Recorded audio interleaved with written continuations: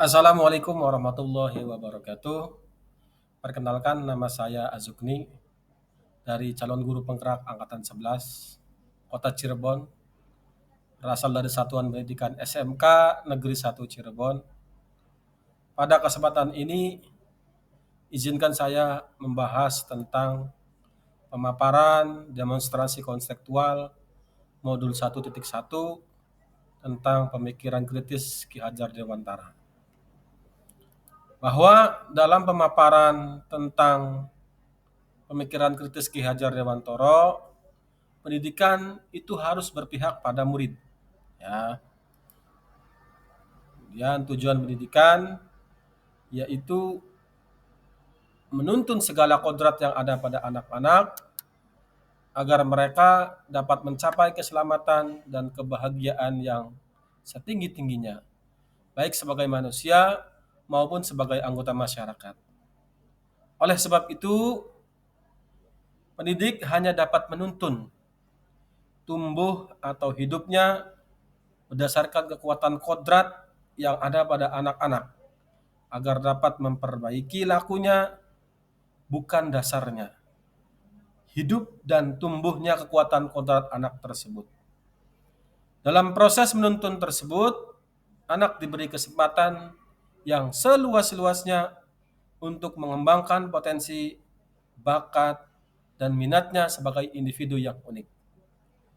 Akan tetapi, guru sebagai pamong harus memberi tuntunan dan arahan agar anak tidak kehilangan arah dan membahayakan dirinya. Dan dari sinilah peran guru dalam membentuk karakter murid agar terwujudnya budaya positif menurut Ki Hajar Dewantara, budi pekerti atau watak atau karakter merupakan perpaduan antara gerak pikiran, perasaan, dan kehendak atau kemauan atau karsa sehingga menimbulkan tenaga.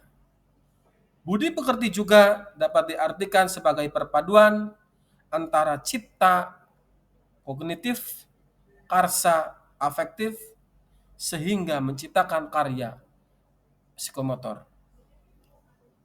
Pun demikian, keluarga dapat menjadi tempat yang utama dan paling baik melatih sosial dan karakter baik bagi seorang anak ataupun bagi bagian masyarakat tersebut. Oke. Berikutnya, pendidikan harus berpusat pada murid. Ya. Guru harus berpihak pada murid sehingga dapat menuntun murid sesuai dengan kodratnya, baik kodrat alam maupun kodrat zamannya. Kodrat alam yang dimaksud adalah kekuatan, potensi, atau keadaan diri yang secara alamiah melekat pada diri masing-masing peserta didik. Kodrat zaman adalah kekuatan, potensi, atau keadaan diri yang berubah sesuai dengan kondisi sosial, budaya masyarakat, atau perkembangan zamannya. Kodrat alam dan kodrat zaman merupakan konsep Ki Hajar Dewantara dalam memisahkan antara identitas, perilaku, dan aspek-aspek individual yang alamiah dan di mana hal ini dapat diwariskan. Ki Hajar Dewantara juga menekankan kepada para peserta didik dalam menuntun peserta didiknya untuk mencapai kekuatan-kekuatan kodratnya yang sesuai dengan alam dan zamannya. Maka kita harus menggunakan asas trikon, yaitu kontinu, konvergen, dan konsentris. Asas kontinu artinya seorang pendidik harus menuntun peserta didik dengan melakukan perencanaan dan pengembangan yang berkesinambungan menyatu dengan alam masyarakat Indonesia untuk secara berkesinambungan mewariskan peradaban. Yang kedua, asas konvergen.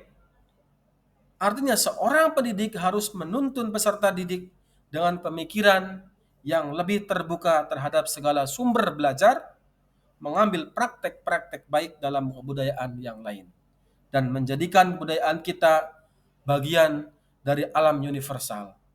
Yang ketiga, asas konsentris.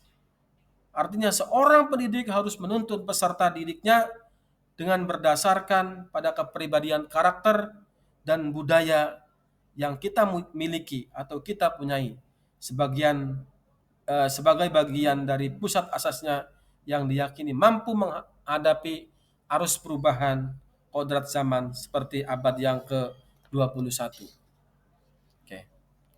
Kemudian kita mengenal yang namanya semboyan pendidikan Ki Hajar Dewantoro.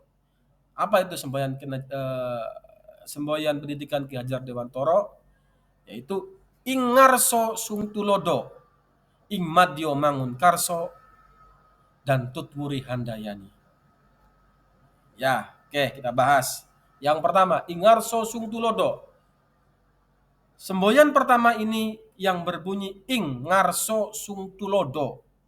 Jika diuraikan satu persatu terdiri dari kata ing yang berarti di, ngarso yang berarti depan, sung berarti jadi, dan tulodo berarti contoh atau panutan.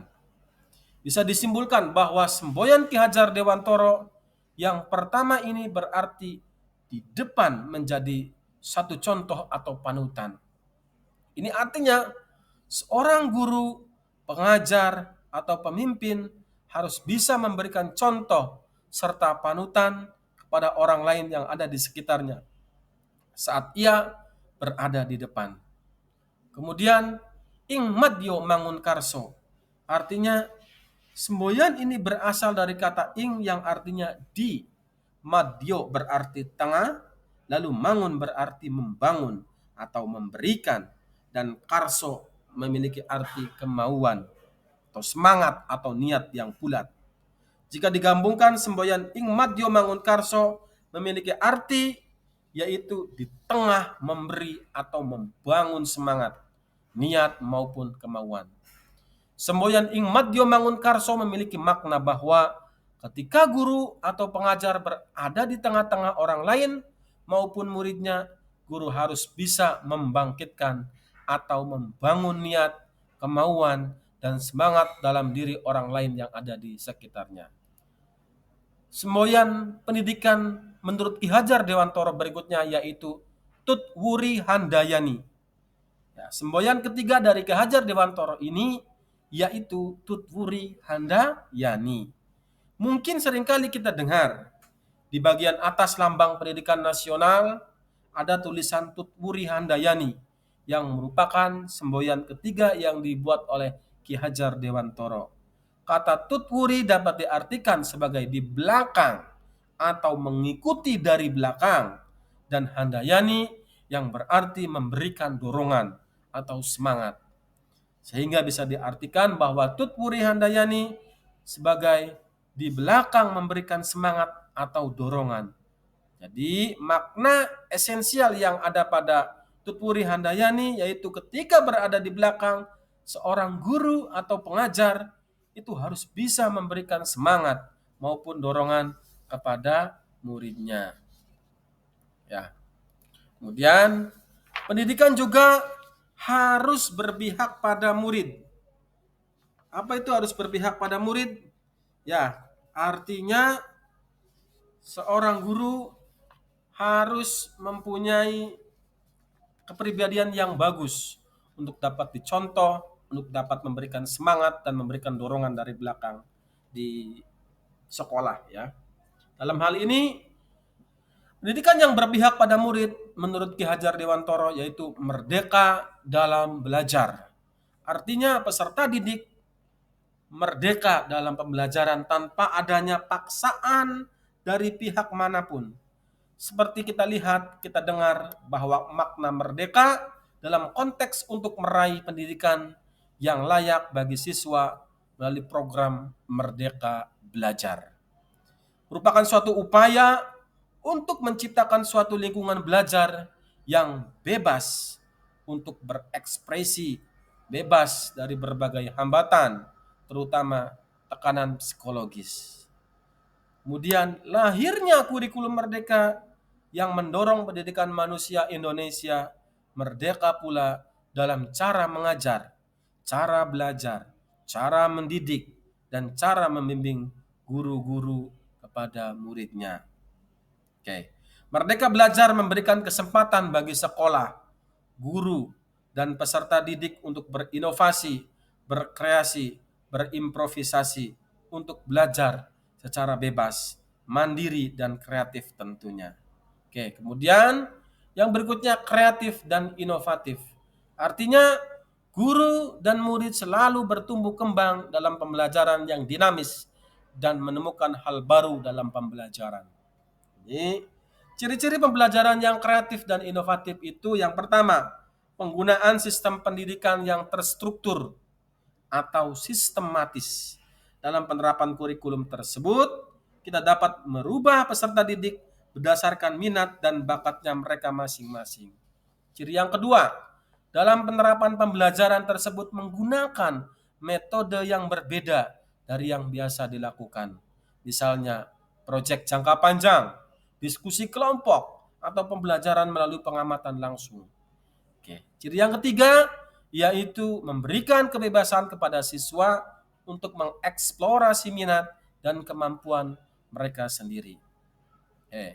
Dan yang ketiga, pendidikan yang berpihak pada murid berikutnya yaitu terbuka terhadap perkembangan zaman.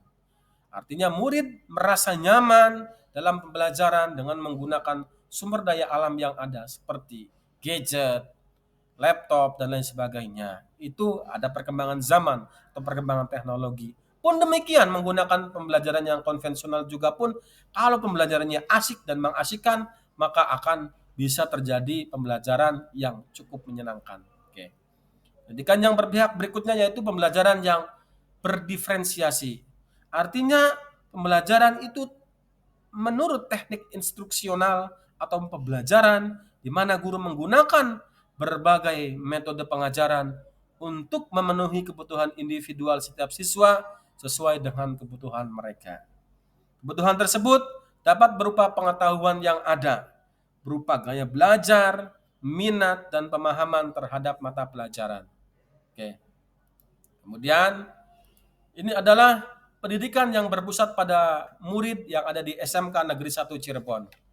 Terdapat beberapa program. Yang pertama adalah program ekstrakurikuler di mana di SMK Negeri 1 Cirebon menyediakan atau memfasilitasi ekstrakurikuler seperti pramuka, PMR, paskibra dalam hal kesenian, degung, dalam hal kerohanian, rohani siswa, dalam hal olahraga, ada futsal, ada basket, ada voli, dan lain sebagainya. Ini merupakan wadah di SMK Negeri 1 Cirebon bahwa pendidikan itu harus yang berpusat pada murid.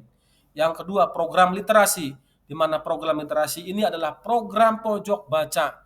Di sela-sela istirahat, siswa memanfaatkan waktu luangnya untuk dapat membaca lebih jelas, membaca lebih banyak di perpustakaan.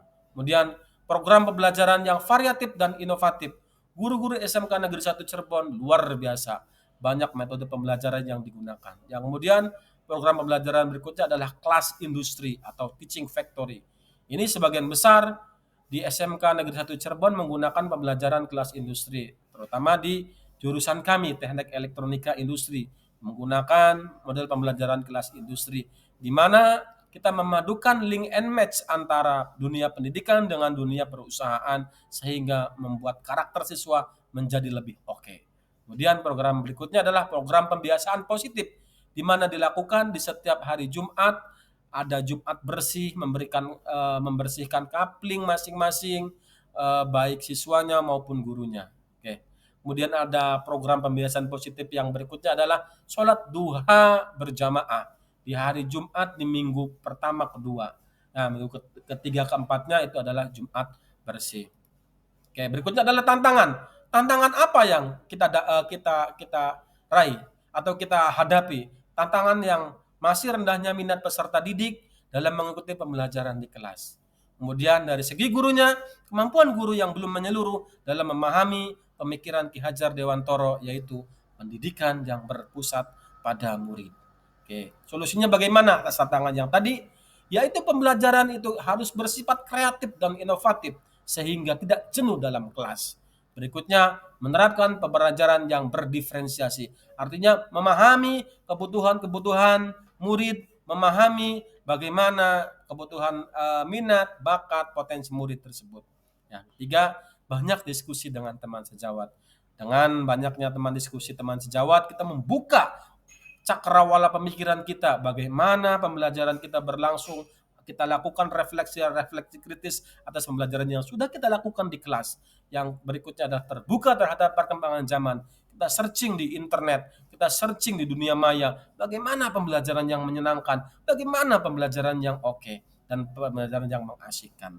Yang terakhir adalah mengikuti berbagai macam pelatihan seperti platform Merdeka Mengajar, platform-platform lain yang mendukung dan menunjang daya pikir kita, daya nalar kita, daya olah kita, sehingga bisa menjadi manusia yang merdeka, guru yang merdeka, siswa yang merdeka.